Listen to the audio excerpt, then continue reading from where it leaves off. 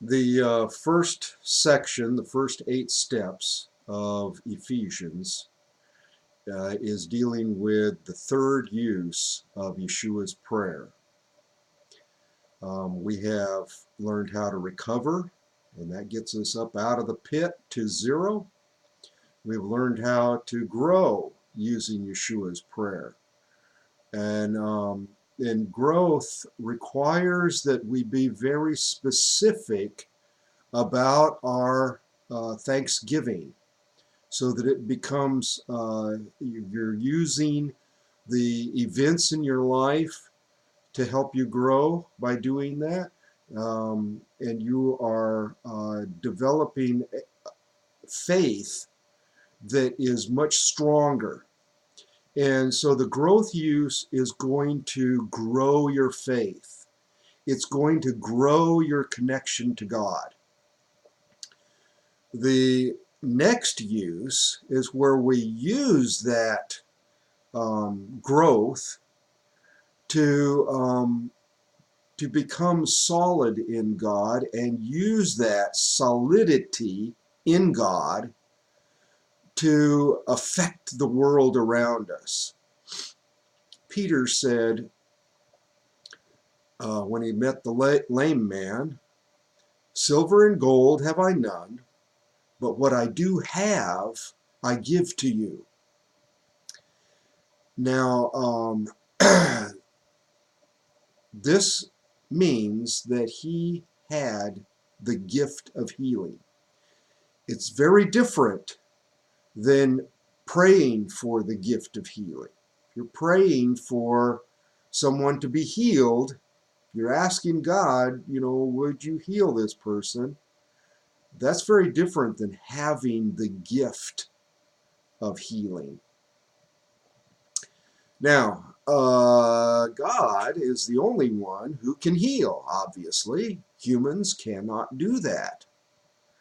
So how is it possible that Peter had the gift of healing?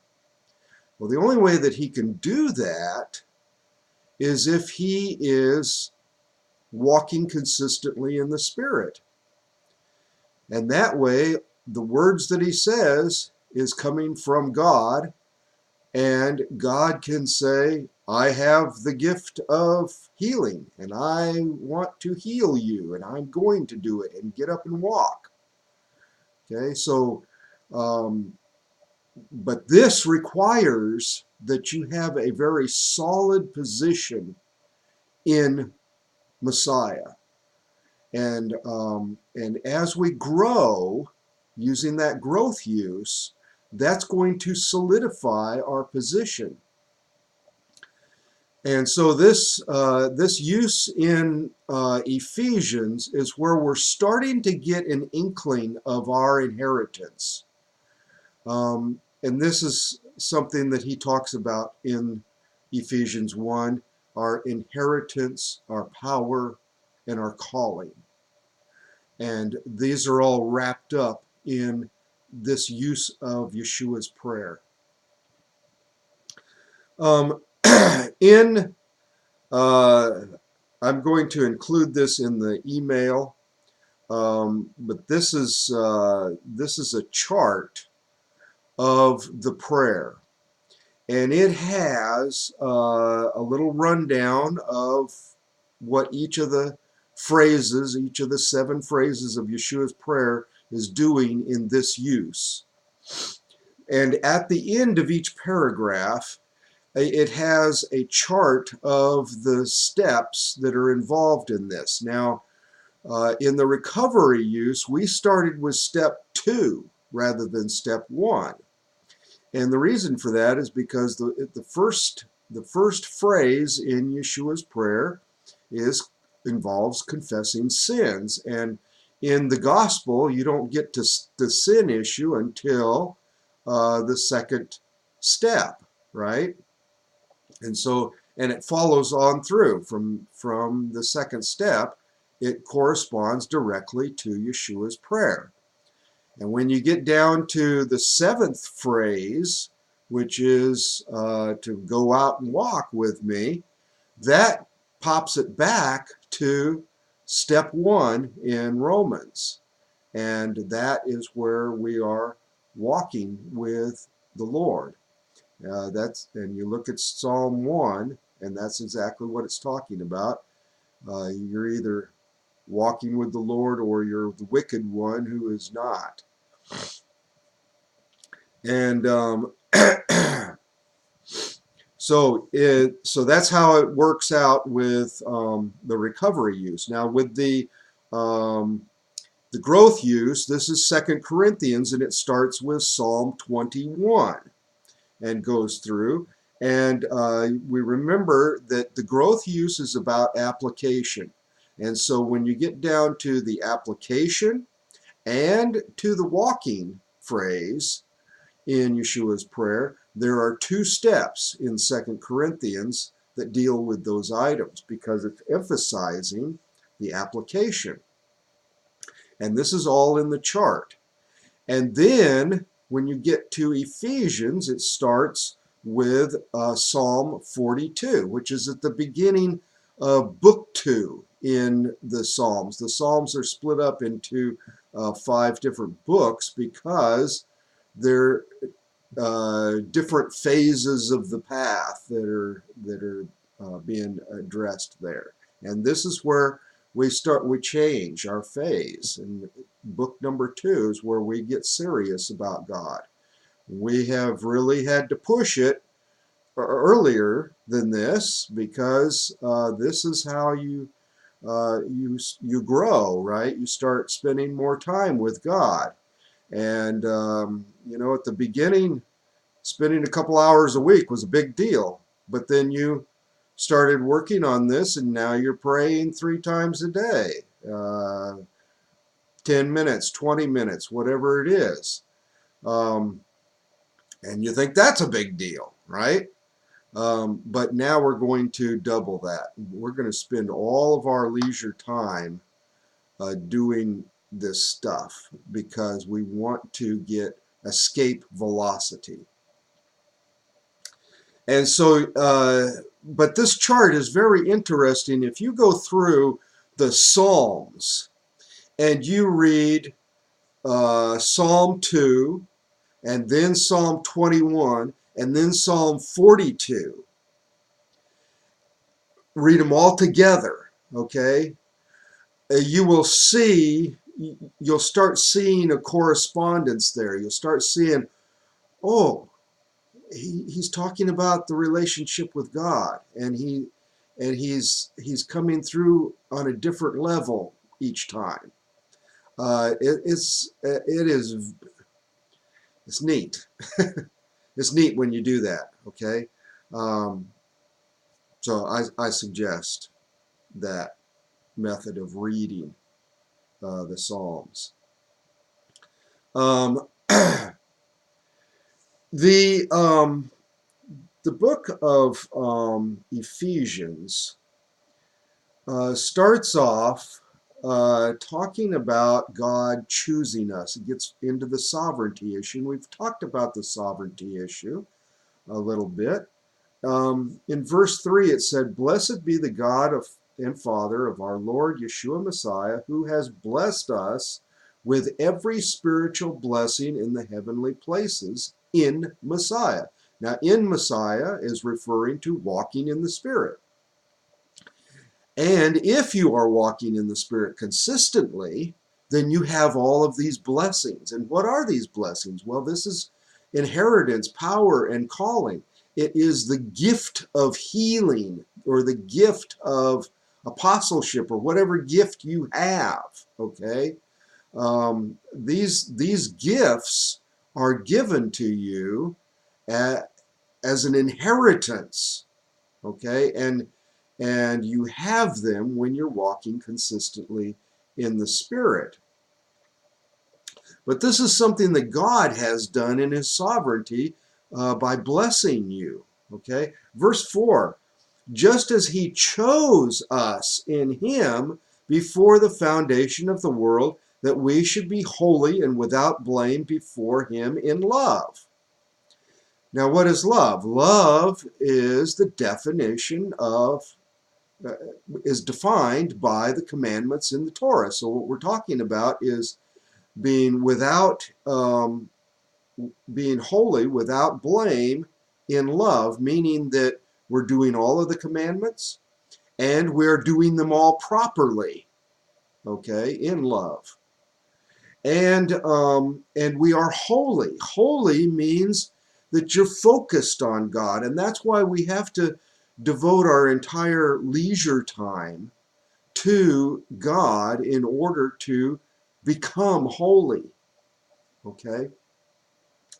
Now, he says that he chose us. Now, obviously, he chose some and did not choose some others. And so you should ask the question, did he choose me? Right? Am I going to make it into heaven? Am I going to, survive this thing? Did he choose me, or is he just playing a cruel joke on someone he did not choose? Right?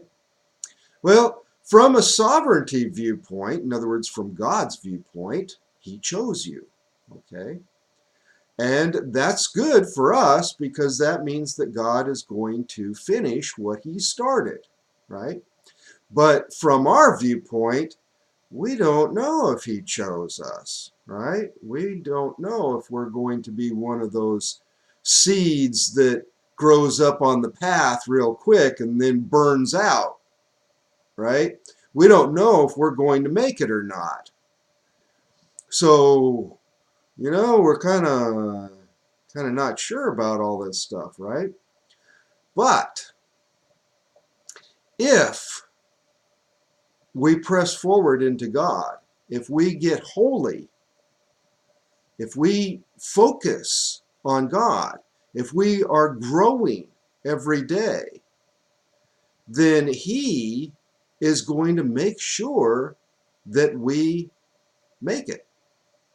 And that means if you are choosing God, not that you make all of the right decisions, because that's the flesh. The flesh is doing all kinds of bad things with us. But you are wanting God, and you are doing the things that you're supposed to be doing as far as moving towards him, then he has chosen you. Okay? That means that your will is for God.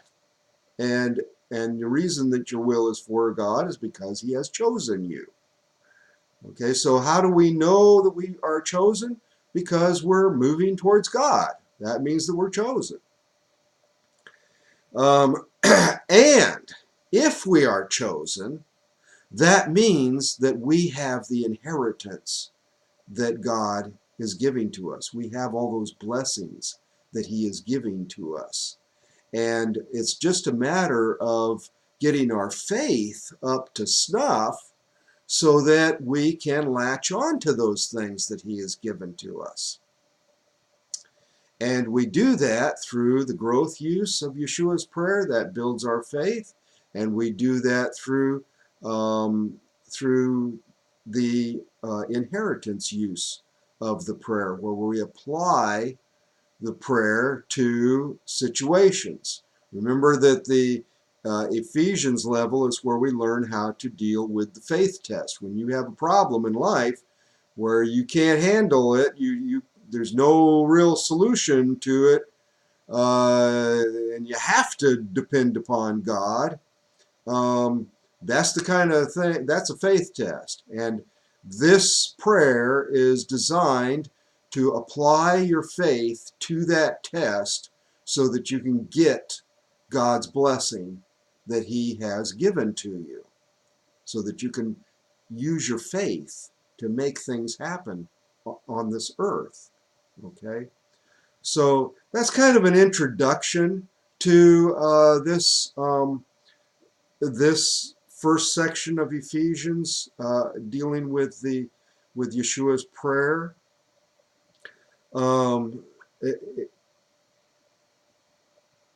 It's about getting a sense of being a son of God. Okay, You know, in Hebrew, when it says you're a son of God or you're a son of man, if you're a son of man, it means you're human. If you're a son of God, it means you're God. Okay? And if you're a son of a lion, then you're a lion. Okay? So that's the way it expresses that. It doesn't have a word for human. It uses the expression son of man for human. Okay? It's the same with God. If you are a son of God, that means that you have the characteristics of divinity. Okay?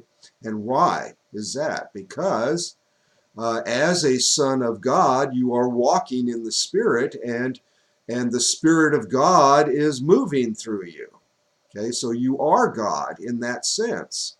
When you come to the lame man and you say, get up and walk, it's not a human being doing that. It's God doing that. And that's because we are in Him, and we have an inheritance as a son of God that is operating. And as you grow in faith, as you spend more time with Him and develop your holiness, develop your focus, that gets you moving in that direction. Eventually, you will get to the place where you're doing that all the time. And right now, we're doing it more and more of the time. And that's where we're headed. Okay, so the inheritance use of Yeshua's prayer, a little bit of an introduction there for that. And take a look at those Psalms in that order, and let them build on you. Okay? All right.